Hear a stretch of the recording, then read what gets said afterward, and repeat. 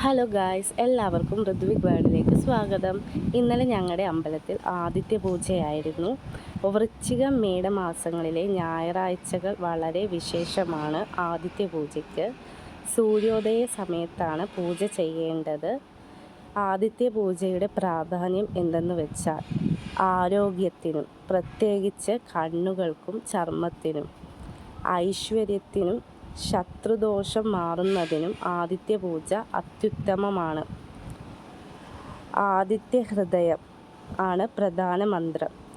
രാവണനെ വധിക്കുന്നതിന് മുമ്പ് അഗസ്ത്യമുനി ശ്രീരാമന് ഉപദേശിച്ച് കൊടുത്തതാണിത്. ഈ സമയത്തെ വഴിപാടുകൾ ആദിത്യ നമസ്കാരം, രക്തചന്ദനം ചാർത്തൽ, കടുംപായസം എന്നിവ പ്രധാന വഴിപാടുകളാണ്.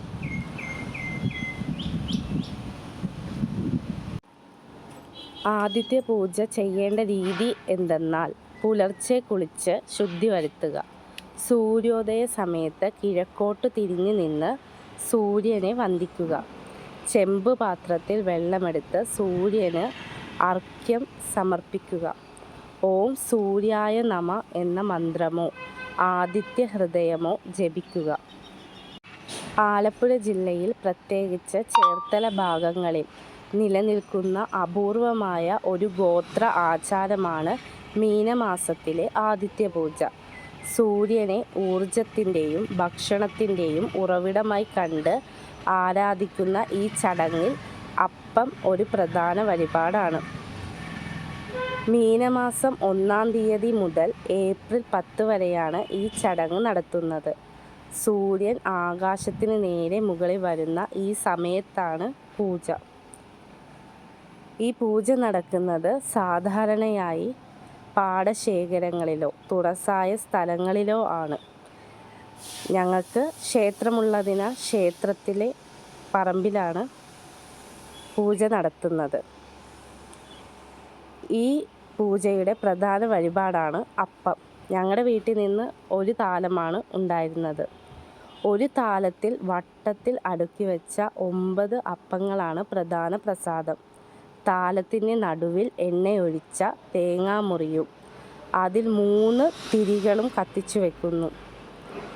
ഈ പൂജയുടെ വിശ്വാസം എന്ന് വെച്ചാൽ പൂജ തുടങ്ങുന്ന സമയത്ത് ആകാശത്ത് കൃഷ്ണപ്പരുന്ത് പറന്നു വരുന്നത് ഐശ്വര്യത്തിൻ്റെയും ദേവസാന്നിധ്യത്തിൻ്റെയും അടയാളമായിട്ട് ആണ് ഞങ്ങൾ കരുതുന്നത്. ഈ ആദിത്യ പൂജയ്ക്ക് ഒരുങ്ങുന്നതെന്ന് വെച്ചാൽ വെള്ളിയാഴ്ച വൈകുന്നേരം തുടങ്ങി ഞായറാഴ്ച ഉച്ചയോടെയാണ് പൂജ അവസാനിക്കുന്നത്. പൂജാരി ആദ്യം സർപ്പദൈവങ്ങളെ പ്രീതിപ്പെടുത്താൻ ഇലകളിൽ വഴിപാടുകൾ വയ്ക്കുന്നു. തുടർന്ന് ആദിത്യ ഹൃദയ മന്ത്രങ്ങൾ ജപിച്ചുകൊണ്ട് സൂര്യനെ വന്ദിക്കുന്നു.